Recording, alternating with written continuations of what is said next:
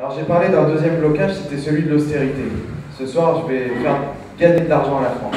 Vous allez voir, c'est pas compliqué, c'est pas Gérard Majax, ça s'appelle du courage et de la volonté politique.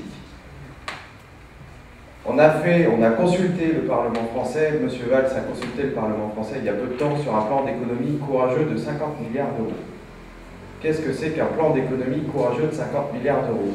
C'est un plan qui va faire que les retraités vont perdre plus de 600 € dans les 3 années qui viennent.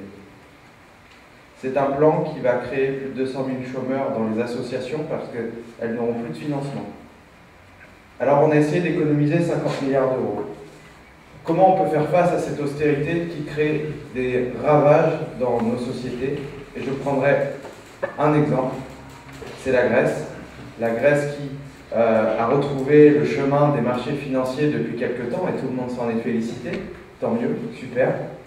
Et le même jour où on annonçait ce retour de la Grèce, j'ai été frappé par une autre annonce, c'était la courbe du taux d'infection par le VIH entre 2010 et 2011, plus 57%.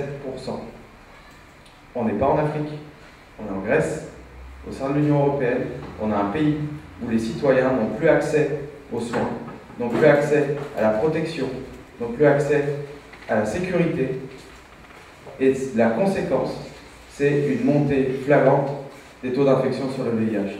La deuxième conséquence, c'est le doublement de la mortalité infantile en Grèce. C'est-à-dire qu'on a doublé le nombre de bébés qui naissent, de la mortalité des bébés qui naissent. C'est ça les politiques d'austérité. Alors comment on fait? Beaucoup vous disent on ne peut rien faire, il faut sortir des traités. De toute façon, ces traités ne vont pas. Pour sortir des traités, il faut être OK à 28. Dans 30 ans, on en reparle. On fait exactement la même chose, on attend, on attend, on attend. Nous, on veut rétablir ces politiques de suite, et pour ça, il faut qu'on puisse refinancer cette vieille dette. Vous savez, la vieille dette dont on parle de la France, cette vieille dette, il faut que les pays puissent financer cette vieille dette à 1% pour réduire son taux de remboursement tous les ans. Parce qu'aujourd'hui, comment ça fonctionne? La Banque Centrale Européenne, depuis les traités de Maastricht, fait sa petite vie. Et elle finance, elle produit la monnaie pour les banques privées. C'est-à-dire que la BCE, avec son taux directeur très faible à 0,75%, finance le matin, prête de l'argent le matin aux banques privées à moins de 1%, et ces banques privées redonnent cet argent aux États à entre 2,75 et 8, voire plus 10% aux États. Les banques privées s'engraissent sur les États, c'est complètement anormal, et donc cette vieille dette qu'on se traîne depuis tant d'années, il faut qu'on puisse la refinancer à 1%. On a économisé 50 milliards, si on refinançait la vieille dette à 1% en France, l'intérêt de la dette en 2014, c'est 47 milliards d'euros. 47 milliards d'euros.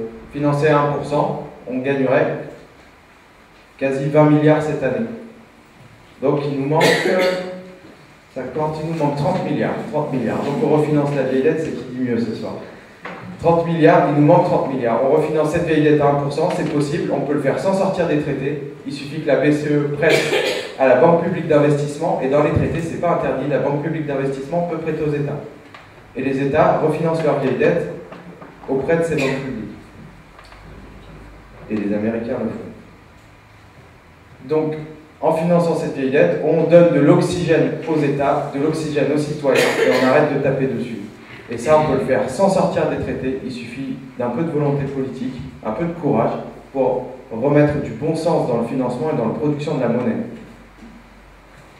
Et ça, on peut le faire dès cette année. Donc on refinance la vieille dette à 1%, il nous reste plus que 30 milliards. Comment on récupère encore beaucoup plus? La fraude et l'évasion fiscale. Il faut savoir que la fraude et l'évasion fiscale représentent 1000 milliards d'euros qui échappent au fisc européen dans chaque pays. En France, c'est 70 milliards d'euros. La fraude et l'évasion fiscale, les gens qui placent leur argent dans des paradis fiscaux, c'est 70 milliards d'euros. Alors comment on fait? Un peu de courage, il suffit de traquer. Il suffit de traquer avec des logiciels ceux qui posent leur argent dans des paradis fiscaux pour pouvoir récupérer cet argent et les impôts qui nous sont dus. C'est pas faire Robin des Bois, c'est faire juste ce qui est juste. Quand des gens font de l'argent dans un pays, font travailler des gens, c'est normal que l'impôt soit payé dans le pays dans lequel ils travaillent. Et ça, c'est 70 milliards. Et quand je parle de cette mesure, j'ai souvent une petite anecdote qui me revient. C'est ce qui s'est passé en Belgique. Il y a une société qui s'appelle SAS. Cette société, elle a créé un petit logiciel qui permettait de traquer très efficacement la fuite des capitaux vers les paradis fiscaux. Ils l'ont adopté en Belgique. En Belgique, ils ont récupéré 80% de l'argent qui fuitait dans les paradis fiscaux. Alors ce mec qui a produit ce petit logiciel est venu en France, on cherchait de l'argent il y a encore quelques temps. Il est venu, il est venu voir Jean-Marc Ayrault. Si quelqu'un sait où il est d'ailleurs, vous pouvez nous le dire parce que nous on le cherche toujours.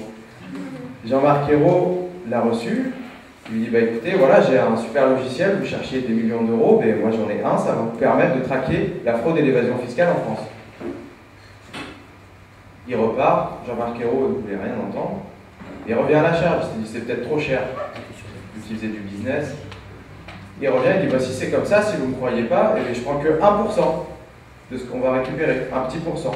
Si vous récupérez 100 euros, je prends 1 euro, si vous en récupérez 8 millions, j'en prends, en fait, le calcul, beaucoup plus.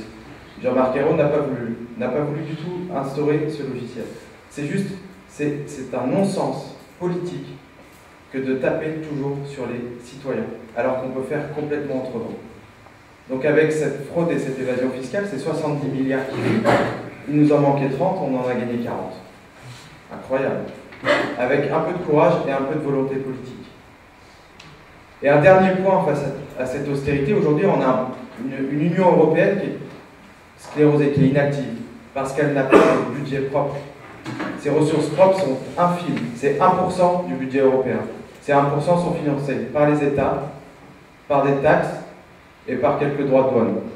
Ce qu'on propose à Nouvelle Donne, puisqu'on a affaire à une Europe de la concurrence fiscale, c'est de créer un impôt sur les bénéfices non réinvestis européens, sur le même taux pour tout le monde. Aujourd'hui, depuis l'entrée de l'Irlande qui est à 12% de taux d'imposition, c'est la course au moins 10 ans fiscal. On est passé de 38% en moyenne à 25%. Aux États-Unis, qu'on nous cite souvent comme modèle, c'est 40%. Et ce qui m'a frappé, c'est qu'il y a une semaine, il y avait un mouvement des entrepreneurs américains qui voulaient poser leur argent en Europe, parce que c'était moins cher. Donc si maintenant, en Europe, on commence à être plus libéral que les États-Unis, on peut se poser des questions. Et cet impôt sur les bénéfices non réinvestis permettrait à la France d'économiser 21 milliards. C'est ce qu'on met au pot tous les ans pour financer l'Europe. C'est 21 milliards qu'on gagne. Donc on était à 40 plus 21, 61. On gagne, c'est incroyable. Je vais m'arrêter là parce qu'après on va gagner trop d'argent. Donc 61 milliards d'euros. Juste avec 3 mesures. Avec un peu de courage et un peu de volonté. On arrive à pouvoir trouver des solutions pour mettre fin à cette austérité. Même l'OCDE, qui est loin d'être marxiste, dit qu'il faut arrêter avec ces politiques d'austérité parce qu'on conduit nos pays à la perte et on en voit les conséquences. Et vous verrez la conséquence des 50 milliards d'économies, ça va se faire doucement mais sûrement en France. Donc avec 3 mesures courageuses, on y arrive. Et ces politiques d'austérité, ça permet un autre truc assez pervers finalement, c'est de ne pas parler d'écologie et d'environnement.